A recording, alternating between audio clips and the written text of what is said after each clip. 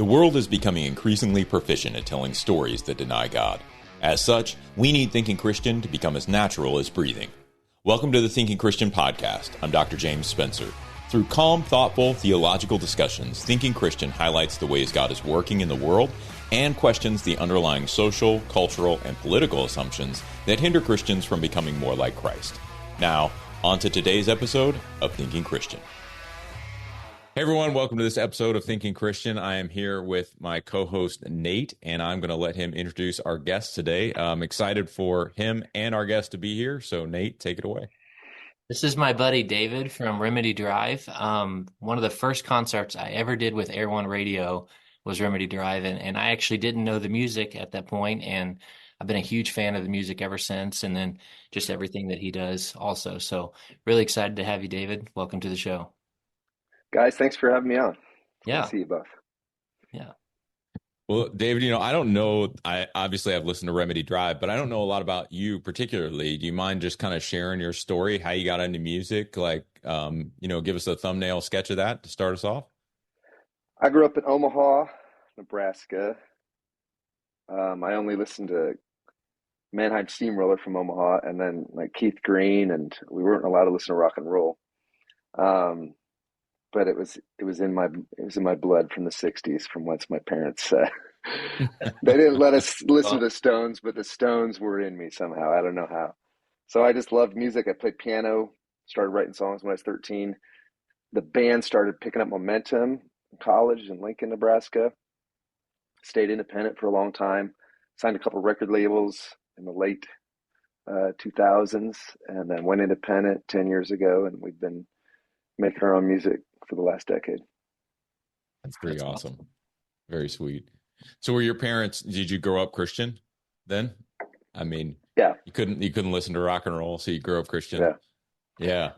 I wonder if there's other traditions where rock and roll's not allowed, but for sure in the fundamental tradition it was not. Definitely. Absolutely. Go ahead, Nate. So I was going to say, your first record, Daylight, is still one of my all-time favorite songs by you guys, but also All Along. I know you got some new music coming out too. You're working on a new record right now, and we can jump into Exodus Road. I want to chat about that for sure. But what's that process like for you with writing music? So Daylight was 2008. That would have been like our sixth album, by the way. Your first one. Yes, and my first one. I'm thankful that it put us on the map there. My whole time, from the first days of recording on cassette, straight to cassette from like just a straight up boombox recorder, not knowing anything about it, recording on the tape, actually like thick tape in the Mannheim Steamroller studio. I've watched the process for 25 years. I've been involved in different ways, writing, coming up with guitar ideas, arranging, and a little bit of production. But this is my first time I'm producing and mixing, which is a no-no for most of the time. It's too involved to produce and mix. You want fresh ears on it, but I just want to. And so I'm learning how to mix. Like, this is where I'm at most of the day. If I need another vocal, my mic's right there. If I need something warm in the midsection, I bring out that Gibson right there just to warm things up. Synthesizers right here. And I'm really taking my time with these 10 songs. Because sometimes after writing for 30 years now, it's just, sometimes it's just not there. So you have to, I have to just kind of court the muse and put in the time and effort to hope that, that something gets that divine kiss on it, that shine, that sparkle that resonates with our souls for some reason. For you, like, it worked with Daylight, and that just kind of happened. I was holding my baby girl. She's 16 now. I'm holding her, playing on my piano, and that Daylight, it's just three notes, but something about it, I got to discover those three notes put together in that way with that word. And I'm thankful that I got to be there for that moment. Absolutely. Awesome. We've had a lot of musicians on, and so usually I ask, so I don't have any musical bone in my body at all. Couldn't carry a tune at all. Yeah. no music whatsoever, but I write a lot. And I used to actually draw in high school. I was an art guy. And Yeah, so I'm just wondering, when I go through, like, I can remember doing art, I'd have, all this stuff that I just sort of doodle and draw, but never really went anywhere. And I have very similar things when I write. Like, I have tons of stuff yeah, started, and I'm like, I'm not really feeling this right now. I'm just going to set it aside and sort of bank it. And I have a yeah, little folder on my computer, it's like, writing projects. There's probably, 100 documents in there that I'll never yeah. go back to, right?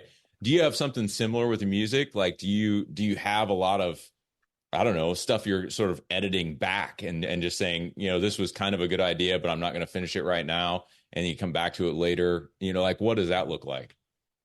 I love that question, James. Like, I think that everything I've done to this point is built on of everything that I've done before, Yeah. but it's a constant lifestyle of curating and noticing and listening, and being open to being inspired, whether it's a movie, and a lot of times it is film. There's something really special about film. There's Yeah. amazing directors and amazing storytellers in Hollywood. Like, I'm so thankful for that, and so I'm open to it. I wait for it. I write it down, and then the second stage for me is like a couplet. Um, I have a line that I like, and then I find a partner for it that rhymes with it, and hopefully rhymes like 5 times in the same lines. And then sometimes those couplets, they move around. They can be in this song, and I'll pull them over, and it's with this lyric idea over here, and Yeah. it gets edited. It gets changed, and sometimes it's not even a rhyme. Sometimes it's just a thought, like Yeah. um, one that my brother Paul had a long time ago was, "When will we ever return to our design?" Like, that really haunted me, and you'll see it show up all over the place. Hmm. Very My cool. my buddy Luke, worship pastor at my church, I was talking to him over the weekend about having you on because he's a big Remedy fan, and North Star is his favorite project, and he was curious. Do you write the music first and then the lyrics, or do you come with lyrics first, or does it just depend on the song? Like with that album with North, uh, with with that record, did you have a different way of doing that, or is it how did that work?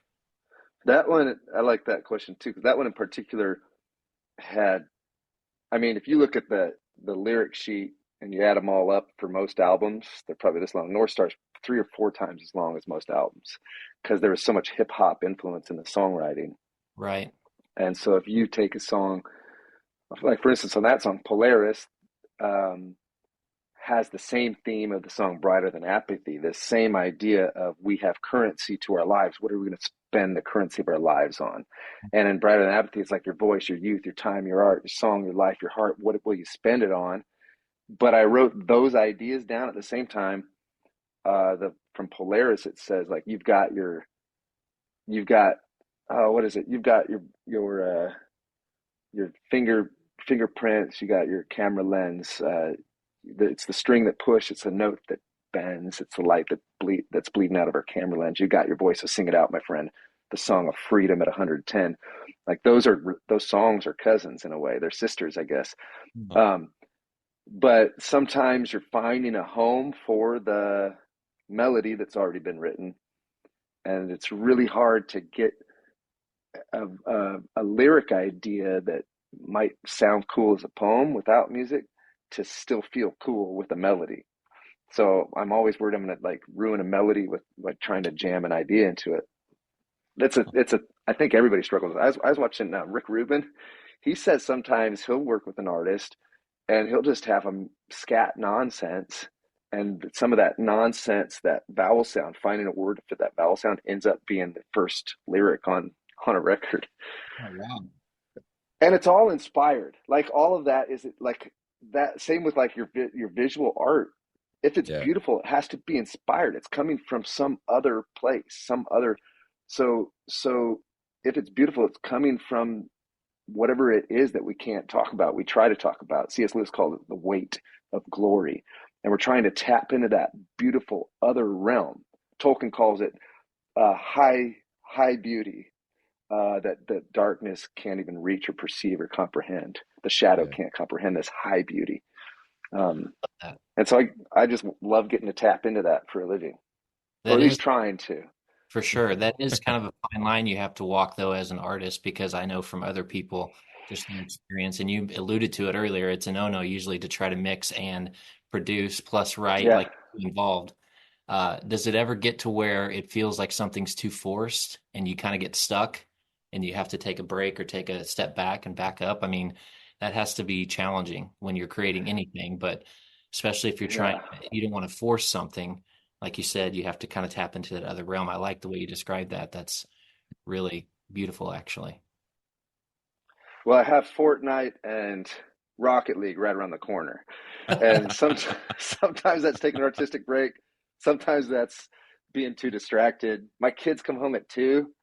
I can't sing well, I can't do vocals when they're here, but more so when you're writing. That's why I think more of it for me is the constant process of curating. Yeah. Hmm. This is beautiful. That moved me. I'm going to write that down. So that there's not that moment where I'm just sitting down with a blank. I never have a blank canvas. Mhm. I'm like James. There's always all these started things, and I go back to them. And there's like a ton of voice memos in my phone, and I go Yeah. back to that. Ooh, I like that. And sometimes those come out naturally, and they show up again as I'm. Remember, did either of you guys tune in like 2020 April, May, where I was doing all those piano live streams during Yes, lockdown? I got to be on a bunch of those and they were amazing. I really enjoyed those. And sometimes I would just play for a while instead of singing a song. And melodies came out of that. Like I went back through the live stream and found a melody for a song that ended up being Caravan Princess that way. Oh, wow. So you That's always cool. gravitate to these melodies, and sometimes I'm not so particular about making sure that I remember it. Sometimes I kick myself. I'm like, man, that was cool. Why didn't I record it or write it down? Because I really believe that it'll resurface if I keep on searching for it. That idea, that thought will come back to me. I hope if it's real enough, if Yeah. it's important enough to be said. And some of this sounds goofy when we talk this way because it's just songs. You know what I mean? It's just something that makes you want to tap your foot. But it is living and it's something that God can use to impact someone's life in a real way. So I mean, I get that the delicacy that that you approach that with. I totally understand that. And I think that's with any creative. Sometimes it might hit you when you're laying in bed and you have to get up and write it down or grab your phone. Yeah, Like I totally get that. And I think James, you're probably the same way when you have an idea, you want to write it down so you don't forget about it. So We, yeah, so what I was going to say, I mean, I think the process you're describing, like, At Thrivent, planning your finances is bigger than money. It's a way to support the people, causes, and community you love. Because helping you put your faith into action is at the heart of what we do. Thrivent, where money means more. Connect with us at thrivent.com. I think about when I teach, right? hmm Like, I try to read really broadly. So my specialty is in Old Testament, but I've gotten to the point where I don't read a lot of Old Testament books anymore, right? I read outside of Old Testament stuff. I still read the Old Testament, but I don't read like Old Testament theology books anymore because they seem a little too repetitive to me. And so I'll yeah, go and sort of dip into other areas and try to sort of see things from new angles based on what I'm getting from there. And so like your reference to movies, obviously you've read yeah, Lewis and Tolkien, right? Like all of those inputs then are part of that curation process, right? yeah, And they ultimately come out in the weirdest times, I think. Like I'll be in the middle of the class and somebody will ask me a question and I'll be like, oh, well, let me explain it through this concept. I'll kind of throw something up on yeah, the board that wasn't planned in the lecture, wasn't, it was very serendipitous, but it's because that constant curation is there that you can have that sort of moment and spark of yeah, almost inspiration because it's just sort of the spirit bringing it to mind. yeah, That little moment where you're like, oh yeah, that was a great point, and this would be awesome to explain it just right here. So I love the process. I don't know. I just find it interesting to talk to folks who are involved in creative process Mhm. yeah, because I had this sense that I guess this is my little thesis that I've been trying to develop over the course of talking to musicians and different artists and stuff. But I think this happens to people every day. It just doesn't always yield the artistic kind of products, right? Or the artistic yeah, pieces that you and other folks in the music business produce. But I think that, man, if we're not constantly curating, if we're not constantly watching what's going on around us, I think we're missing out on some inspiration that we could have during our days. And so I love the idea of that creative process and how it could relate not only to folks who are actually creating content, like I write and you're doing music, but also just to folks who are doing a job on a daily basis. You know, how does this come up in dialogue? How does it inform the way they talk to their coworkers about Christ? How does it really allow them to be different on a daily basis?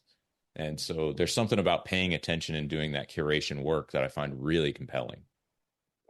And the elevation of what is dishonestly understood as mundane. I don't believe in it. Fair. I don't believe in the mundane. Yeah. To have an architecture in my home recently talking about like when we put two different materials together, it's all about connection. And we were talking about some of this unfinished architecture in my home, but he was here because he's teaching a class at Belmont about for interior design / architecture and designing safe homes for survivors of sex trafficking. And so he said something to me that I'd never thought, that an architecture that's an artist, that's an artisan, that at least taps into that. Because you said we all are creative, made in the image of a creative energy, a creative force, right? Yeah. That is us. That's the image of what we're made in. Creator. We are made in the image of a creative force. And so he is talking about these connections and what's the purpose of the way that we connect one thing to another and all these different materials. It's for the purpose generally of human connection in these spaces that we're designing and creating. And suddenly the whole thing of architecture, which some people might think is a mundane thing, is elevated. And I have looked for the last 3-4 years in particular to find that thing that shimmers in what we could easily call mundane. And that's been really fun for me, because I have this. It's not fair that I get to go on podcasts. Why doesn't like an architect go on a podcast? I'm sure they have architecture podcasts, but why should it just be musicians and actors? So I've really tried to, because there's also an ego thing with musicians. You know, musicians think that we have something to say or think that we have some sort of authority, and I don't have any sort of authority. I just have experiences. And I want to find and curate other people's experiences and then put those experiences out and celebrate those experiences, celebrate and ask those questions. Questions I have, like, man, I have a hard time with Old Testament theology. I would be a terrible person to be in your class. You would get really annoyed with me and the questions I would ask you, James, if I was in your class. I have a lot of hard time, especially when it comes to slavery in particular, because that's been something I went to Old Testament, and other than Exodus, it's hard to find anti-slavery, like really sound anti-slavery, other than if they're of the same tribe as you, you got to treat those ones better than the other ones, but you can treat those ones bad. That's hard for me to hear. It brings up a ton of questions. And so it's not mundane. Like what you do, it's like so beautiful. C.S. Lewis asks, is theology poetry, or is poetry theology? Yeah. And I say, on either way you put it, I believe it is. No, I agree. I totally agree with you. And I think that, my wife does administration in a hospital, and some of the things that she talks through and some of the things that she does, it's like you're orchestrating things. And I mean, I think using that word orchestrating, it's not meant to be puppet master. I'm actually thinking the conductor in an orchestra who's sort of, moving some things around. And I do think there's a lot more of this. I think the reason why, folks who are more in the creative spaces get to have these conversations more frequently is because for some reason that creative process is a little more transparent. Yeah. You know what I mean? Like, I think it's more, there's a sense in which musicians, artists, writers, they think about their process more frequently.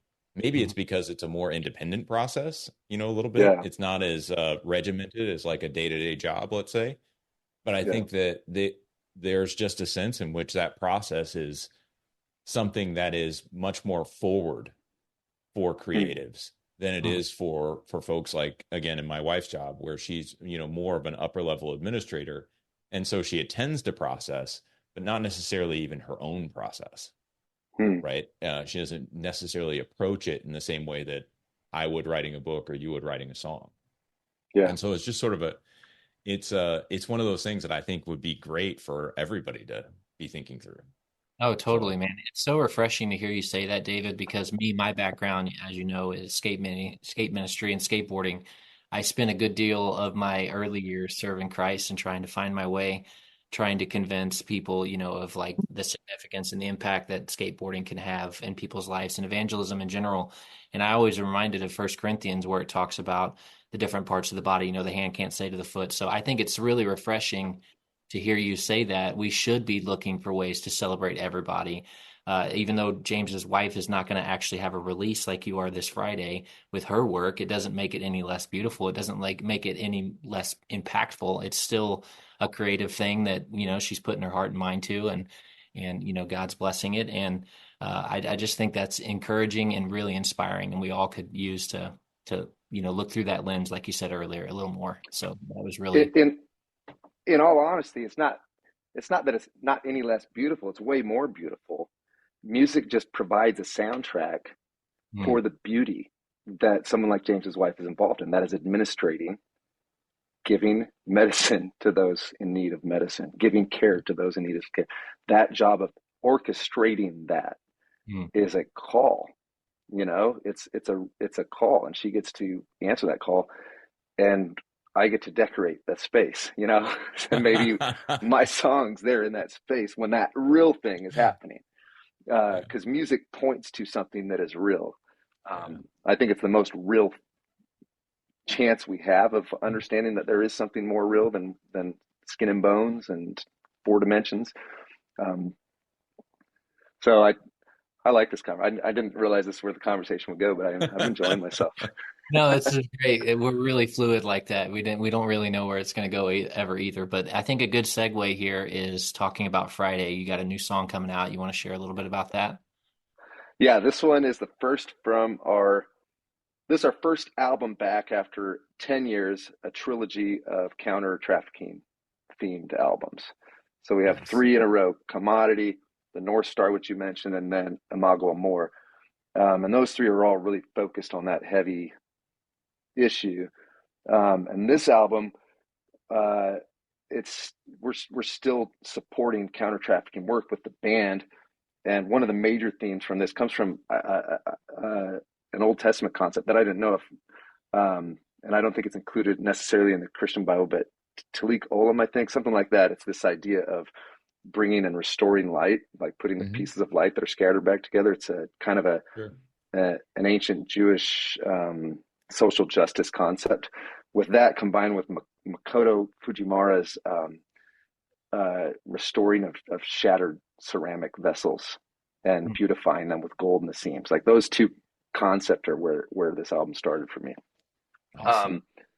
And the song coming out Friday is called Real Life, and I'm really excited for it. The lyric I posted last night is white lightning, bright screen, dopamine. Sometimes it's the only way we cope, it seems, but we're designed for more than these remote machines to harness the divine winds of our hopes and dreams. I need you with me in real life.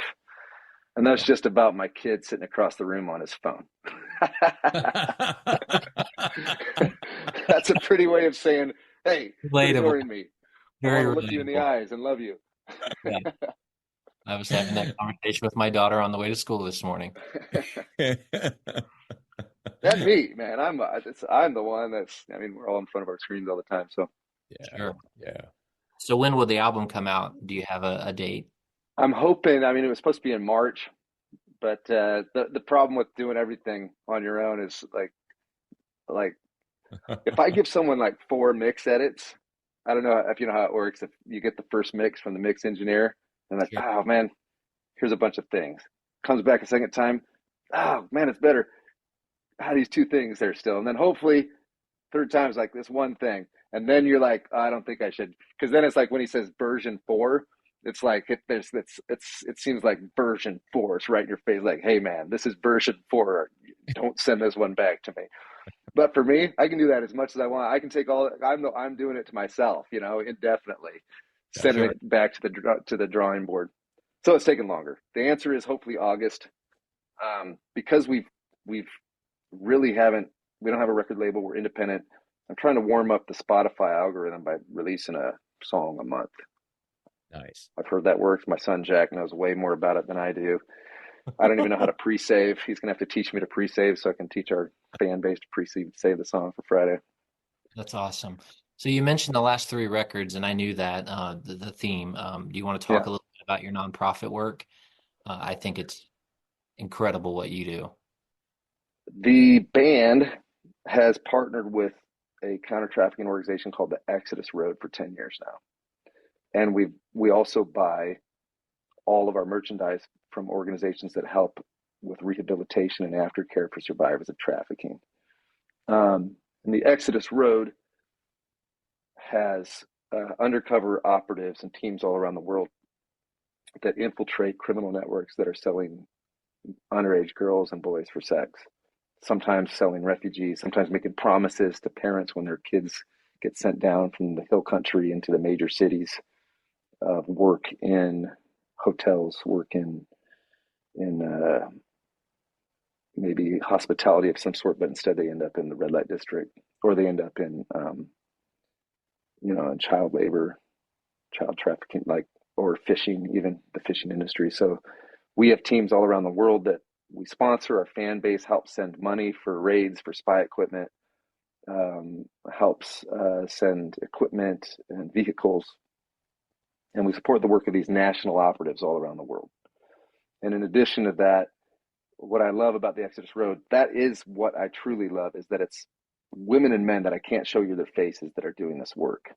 But their faces are going to look different than mine because they are the leaders in their country, whether it's India or the Philippines or Thailand or Latin America. It's an Indian man named Sean, that's my friend, that runs all of that. It's some of his family members and his team he builds. But sometimes, especially in Latin America, I like going there, they need Western faces. So the band has recruited 7 or 8 undercover operatives that go over on short-term deployments. The presence of a Westerner sometimes will make traffickers take risks that they otherwise wouldn't make, because we can pose as rich Americans or rich Brits that the national teams can make use of us. So I get to do that when I can afford to and when I have time to go over on a volunteer basis, just like everybody that we recruit at concerts on a volunteer basis, along with a team of maybe, I think, 30 or so of volunteers that are this close-knit fraternity of people that spend their own money on plane tickets to go and assist these teams around the world, with the emphasis being on the teams in these countries that we work in that do this work. And we're here in the United States, both doing cyber work with some really amazing technology that helps the teams around the world, but we also work with law enforcement here too. That's awesome. If you can remember back the first time you went, you already obviously had a heart. This was tugging on your heartstrings, and you had a vision to see this and, take it further. But when you went the first time, did it really grab hold of you? Like, was it eye opening? Like, in a more, did it make you realize it's a bigger issue than you realized? Like, what was that like the first time you got to go do that? Do you remember Coney 2012, the documentary that Invisible Children did on a guy that's enslaving boy soldiers? Yep. I watched that. I watched a lot of documentaries. Angelina Jolie has been really involved in this. There's a lot of people in Hollywood that have been really involved in exposing trafficking. Obviously, we have the kind of the blown out of proportion, exaggerated views of it that you get with a movie like Taken. But I thought I was prepared because of how much homework I did, all the documentaries I had watched. But to see it firsthand and to see the scale of the problem firsthand, and to take it down from 40 million people impacted by slavery to this girl, this 14-year-old, that should be playing with her siblings, barefoot in the country of Thailand, in the mountains, but instead she's forced down into this. And being there, being in like such close proximity, seeing a child be bought shots of tequila. She's 90 pounds. She's smoking hookah, or she's smoking cigarettes, or she's down in Latin America sniffing glue out of a bag on the side of the road. Like, it is devastating to see firsthand, and to see the customers, to see the network and the organized way that traffickers have worked, and to see the abject poverty. Like, all of that really broke my heart in a way that I wasn't prepared for. I thought I was prepared for, but I wasn't. Wow. Yeah, that's heavy. Do you find that it's more out in the open in other countries than it is here? I mean, I know there's a human trafficking problem here as well, and Yeah. you know, living in Chicago for as long as I did, you know, you'd see the things like Asian massage parlors and, you know, different things like that that were a little more visible. But you know, you're not really seeing kids like what you just described. You're not seeing those kind of things happening. It feels a little more closed door, but am I off base on that? Well, the majority of trafficking happens in, I think, like 10 or 20 nations. Like, of those 40 million people, I see it here because I Yeah. have a cell phone. So Yeah. this contributes to human trafficking, right? So I if you know how to look, you see it. Yeah. Like, slave labor is responsible for most of our products.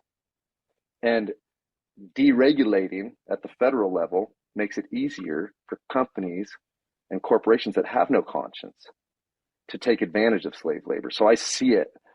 But I mean, I was really frustrated last year in one of the countries in Asia that I was in. It was really hard to find. Like, it is not easy to find anywhere. Online, it's easy to find. It's easy to find online here too. Yeah. And here, you know, that you're risking, you know, that guy from Dateline or where, you know, and so we're setting that up overseas too, you know, and making it a deterrent, any sort of deterrent, pushing as hard as we can for the highest penalties when people are arrested, and then celebrating the work of, like, International Justice Mission. They're working on better laws, better education, helping families be more prepared. But that's a hard question to answer because you just don't walk into a place. I don't want to make it sound like I'm able to just walk into a place. The reason I'm going into the place I'm going into is because the national teams have done a ton of research ahead of I time. see. They're in all these long conversations that I don't have to be in ahead of time. And sometimes they're like just putting me out there as bait in a sense, to draw out the traffickers to take risks they otherwise Gotcha. wouldn't take, so that we can bring the full force of our technology, which is really amazing, to bear against these criminal networks. Because if we can get one, hopefully we can get a lot of them through all these techniques that I can't talk about, but that I'm thankful that we have on the technological side. Absolutely. You mentioned about the products that these women make that then the band sells. When I Yeah, went to we sold a lot of the kimoras and a lot of the jewelry and a lot of the scarves and things yeah. like that. If you could talk a little bit about that, because I think that's a beautiful part of it. You don't just rescue them or get them out of that situation, then you give them something to do and you kind of help plug them in and get them on their feet. I thought when I first heard that years ago, I thought that was beautiful. And everybody I worked with, I was like, you should consider selling some of this stuff. The stuff is awesome, but it's Yeah. handmade by these women that have been rescued. If you could share a little bit about that, that'd be awesome. So the goal isn't for someone, for someone over 18, the goal isn't for them to be making T-shirts, indefinitely. So we've found organizations that specialize. First of all, she needs aftercare and trauma care. Mhm. So we buy from these organizations as a way to financially support them. We're gonna have to buy our stuff somewhere, and so we buy from these organizations because then we're supporting aftercare, we're supporting trauma care, we're helping a woman that's maybe 19 now that's been trafficked since she was 15. She doesn't have a resume, so she needs a resume. She needs transitional employment. She needs education. She needs childcare, and her kids need school. So then we can break the cycle. So Agape International Mission is one of these organizations we buy from. And when I went there the first time, I almost got bit by these dogs. I literally had to get big. It's the first time I had to get big. These dogs were coming at me. It was just a little jungle village.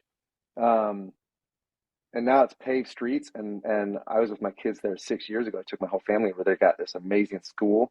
Um, and the rooms where some of my bracelets are made, where some of my necklaces are made, those rooms used to be child brothels.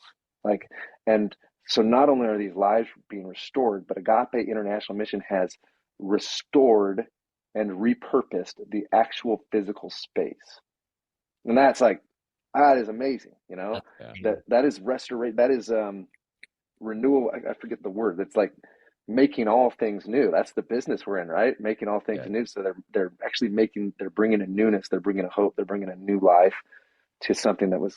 And so hopefully, it sounds weird when you say, I need a better way to talk about it, because people think, oh, they're going to child labor. That is not the case at all.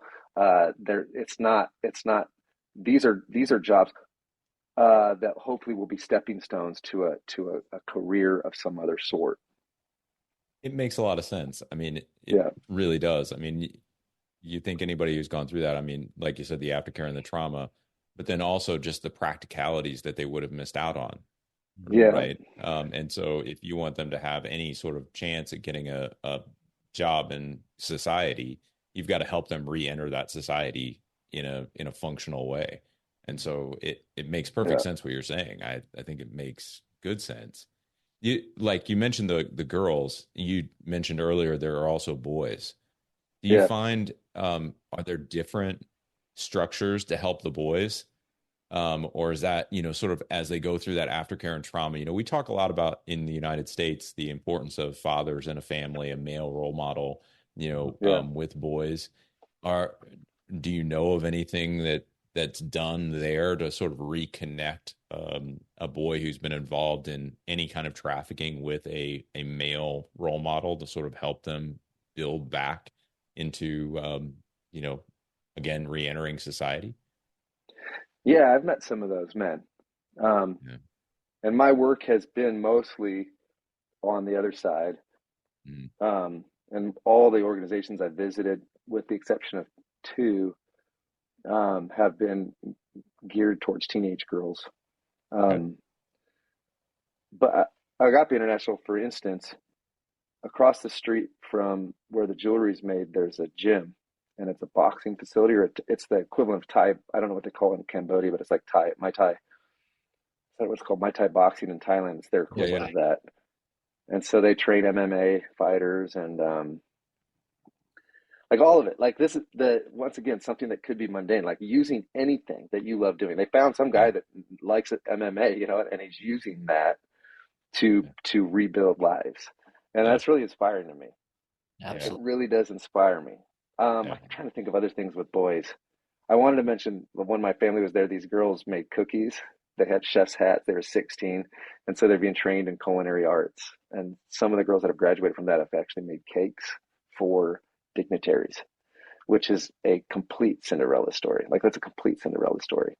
So I know with confidence, because I've met some of them, that what you're asking about exists. Yeah. I'm just not as familiar with it. Yeah.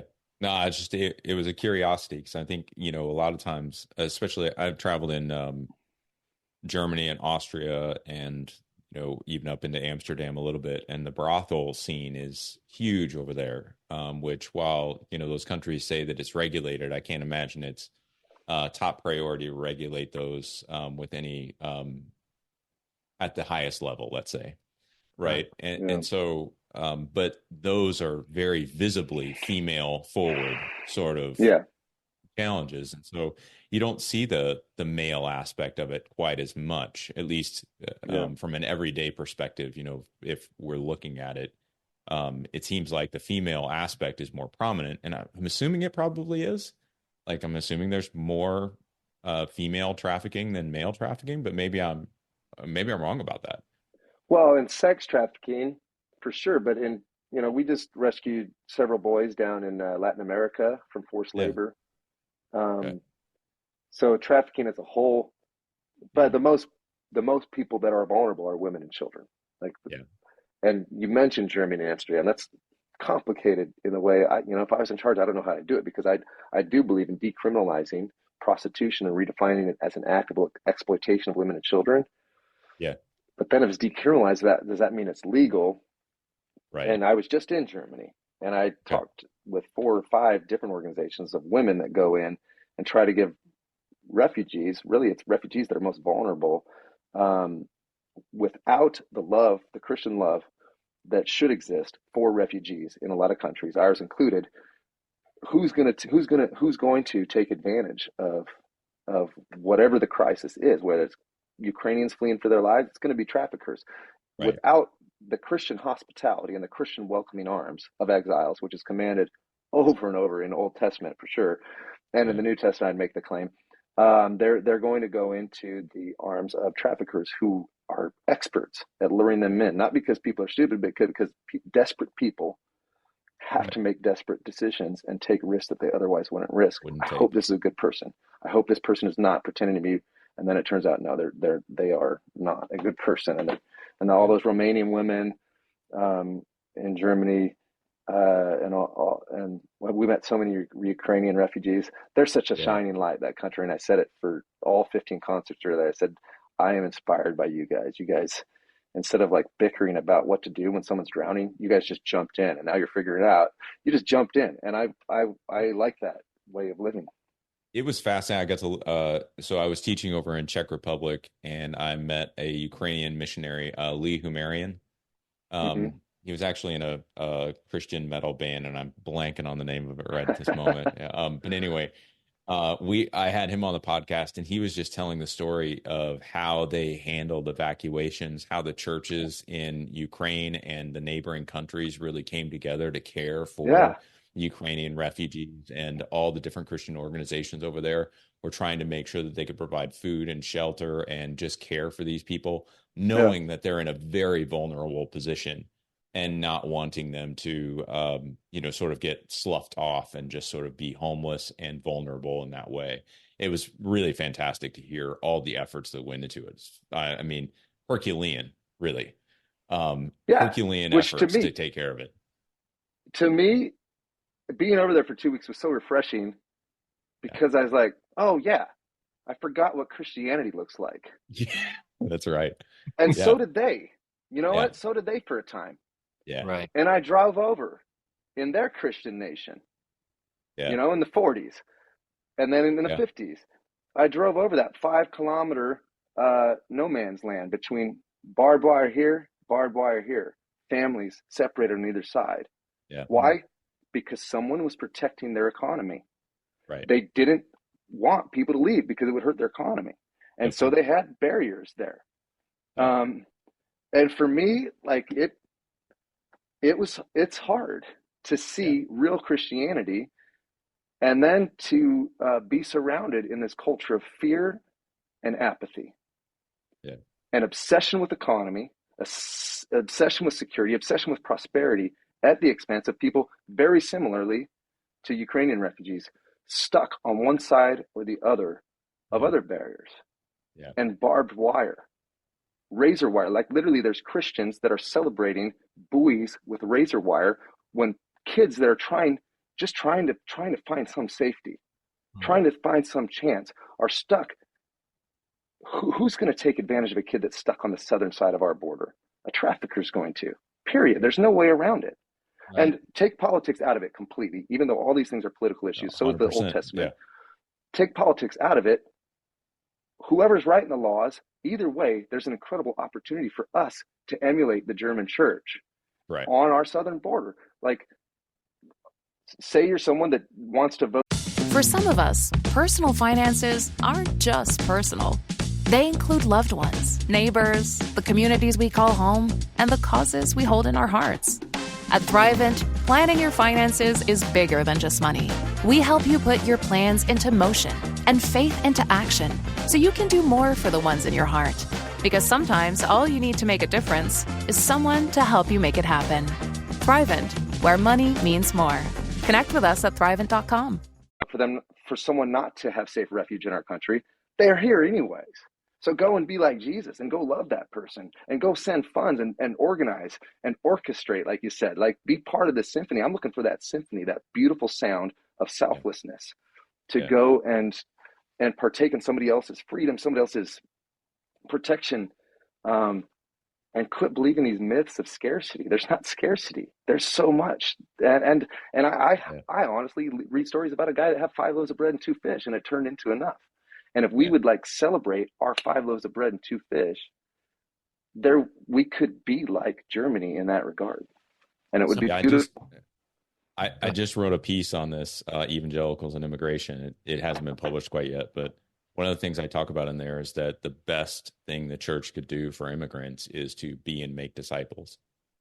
Because Mm, if we're at root disciples of Jesus Christ, hospitality is going to be as natural as breathing. We're just going yeah, to automatically take care of these vulnerable people. And it won't yeah, matter. Yeah, go vote for whoever you want to vote for. Like, but we can't depend on the government to fix this issue because the yeah, government is working within limitations. They don't recognize the abundance that Christ can give. We do. yeah, And so we don't have any fear, which means that's great. We can live an alternative lifestyle in reference to these people.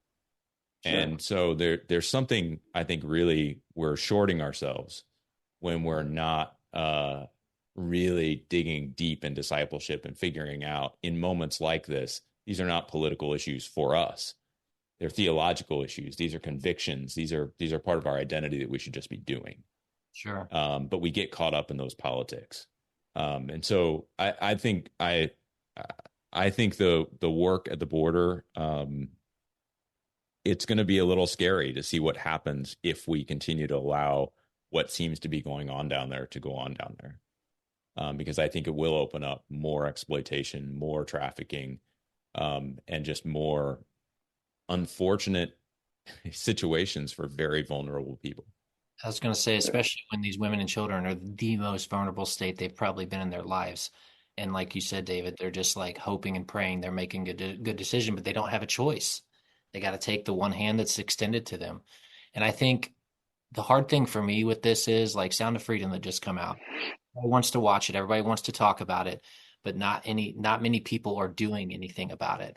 And it's one thing to talk about it and discuss it and be like enraged about it or upset. Like I'm guilty of this, but like there's not many people taking action. And I love that you guys are doing that and working with all these different organizations. That's just amazing. And hopefully this shines a light for other people to get involved. And if they can, to support some of these missions, because I mean, it is life or death for these people. The innocence of these children, like you said, they should be playing with their siblings.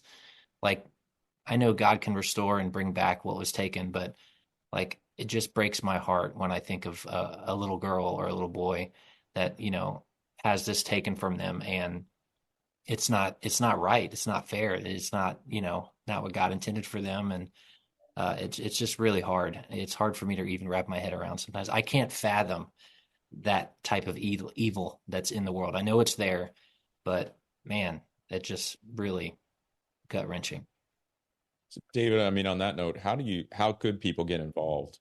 I mean, what any specific steps you'd have for them? I mean, just obviously, Exodus Robe website, that kind of stuff. But I mean, anything you'd suggest for people who are really passionate about this, see the need for it? What do they do? I have at remedydrive.com/action. I've listed a bunch of creative ways that people haven't got involved that I wouldn't otherwise have thought of. Cool. From running a 5K in stiletto high heels, something I can't do, but this woman in Iowa did it. She raised funds. She raised Yeah. awareness. All the way up to like a guy that came to our concert just an hour north of here that's spent the last 9 years giving his life in a volunteer fashion to setting up our volunteer undercover force and heading it up. Like, and anywhere in between. Yeah. What you have is something that I don't have. We all have our own currency, and we're using the currency of your podcast to shine a light on injustice right now. Yeah. The currency of your microphone, your voice, and anybody that's listening has a currency and a passion and a creativity and a capital that I don't have. And so that's my response to your question is, what is your currency? What do you have? Use it with joy in the direction of freedom and hope and justice and compassion and mercy. And that's going to look like something like but it's going to look small and insignificant. Just like everything I'm doing feels very small, feels very insignificant, but that's simply not true. Yeah. Like I mentioned earlier, that the audacity and the so-called naivety of a child with his lunch brings it to the one that forms the heavens, formed the earth, and says, Jesus, here's my lunch. What can you do with it? And Jesus lifts it up and blesses it. Yeah. And that's what he does with my songs, I hope, is that they're lifted up and blessed in a way so that they can multiply. And your impact that you'll have might feel like a ripple at first, but ripples that we create, they just keep on going out, and we'll never see the true impact. So just go do it. And don't let anybody tell you that your small, seemingly insignificant contribution doesn't matter. But I don't believe it's an option for anybody to do nothing. It just isn't. Yeah. Not today. Yeah. Totally. D.L. Moody's got a great quote, man, and I'll kind of close it up after this, but D.L. Moody's got a great quote. I'll butcher it, but he basically says there are so many Christians who miss out in building the kingdom of God because they're seeking to do great things, but they're unwilling to do little things. And so, I mean, exactly what you just said, I think is 100% right. Do the little things. It doesn't have to be a big, crazy step, but just whatever you have in front of you to do. And I think we'll link out to remedydrive.com/action to give people just a sense of some of the things that have been done and maybe get the creative juices flowing. Because I agree, this is an issue that's sort of more pernicious and far more prevalent than I think a lot of us give it credit for on a daily basis. I know personally I don't understand it as well as I probably should. I have an inkling of it, but it's nothing that I would say the knowledge you have of it is very experiential and deeper than probably most of the people who are going to be listening. And so, we'll encourage people to go there and check it out. Absolutely. I appreciate that. Yeah. Well, David, man, any last words here for the folks listening? What do you think? I've loved talking to you guys. Everything I said just now is kind of my mantra. You only get this one life to live. What are you going to spend it on? We're going to spend it on something. Yeah. What is your church budget going to? You know, is it going to singing and praying and talking and preaching? And then there's crumbs from the table going over to that's a way you can make big difference. Go find out what percentage of your church budget goes to feeding and clothing and helping human beings, and then fix it. Don't settle for anything less than 5%. And that sounds ridiculous, but 5% would be high in most cases.